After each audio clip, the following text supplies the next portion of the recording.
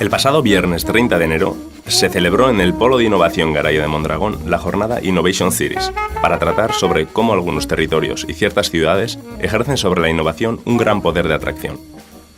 Presentó el acto Andoni García, director del Polo de Innovación Garay, que aprovechó la ocasión para hablar del reto de convertir el corredor del Deva en la cuarta metrópoli vasca.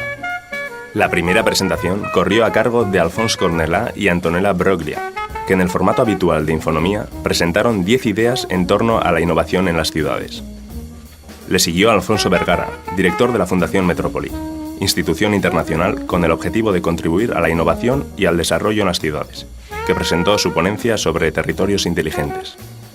A continuación fue el turno de Carlos Ventura Quilón, jefe de Departamento de Telecomunicaciones de Rivas Vacía Madrid, que presentó el uso avanzado de las tecnologías que está haciendo su ciudad en estos momentos.